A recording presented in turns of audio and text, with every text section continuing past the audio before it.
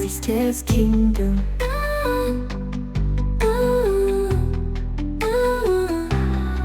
Once upon a time, in the magnificent Kingdom of Lioren, there lived a princess named Seraphina. She was known far and wide not for her wisdom, kindness, or bravery, but for her legendary laziness.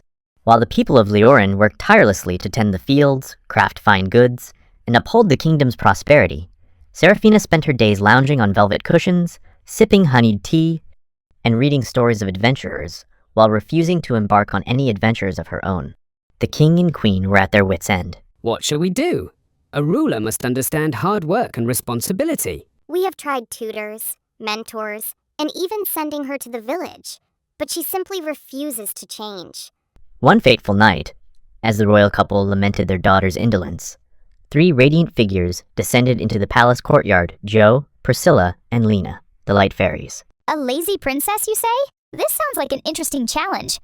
She must learn that the joys of life come not from comfort alone, but from purpose and effort. A little fairy magic should do the trick. They had heard of the lazy princess and decided to intervene. The fairies whispered to the wind, and before dawn, a spell was cast upon Seraphina's chamber. When the princess awoke, she found herself in an unfamiliar place. Vast, endless garden filled with towering hedges, thick vines, and golden flowers. The palace was nowhere in sight. What is this nonsense? Where's my bed? My tea? Welcome, Princess Seraphina. This is the Garden of Trials. You will not leave until you prove that you can work hard. I refuse. I shall wait until my servants arrive to take me home. No servants here, Your Highness. Only you, us, and the tasks that must be done. And if you don't complete them, you may never leave. As time passed, hunger gnawed at Seraphina. She spotted a fruit-laden tree, but the lowest branch was just out of reach. Fine, I'll do it. Reluctantly, she decided to climb the tree to reach the fruit. After much slipping and struggling, she finally grasped a juicy golden apple. Panting, she took a bite for the first time in her life. She felt pride in earning something for herself. As the day went on, the fairies guided her through different tasks: gathering water, planting flowers, and lighting lanterns along the garden path. At first, she complained. Then, she sighed. But soon, she found herself enjoying the work.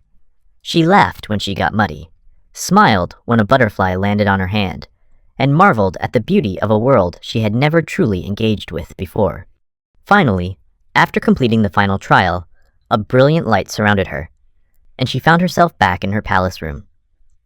But this time, she did not call for her maids or lounge on her cushions. Instead, she hurried to the kitchens to help prepare breakfast, joined the royal tailors in weaving fabrics, and walked into the village to listen to the people's concerns. The king and queen were astounded by the transformation in their daughter. Is this truly our daughter? She has changed. She is radiant with purpose. From that day forward, Seraphina ruled with wisdom and compassion. And in the skies above, Jo, Priscilla, and Leena watched, smiling at the lesson they had taught of growth, effort, and the joy of truly living.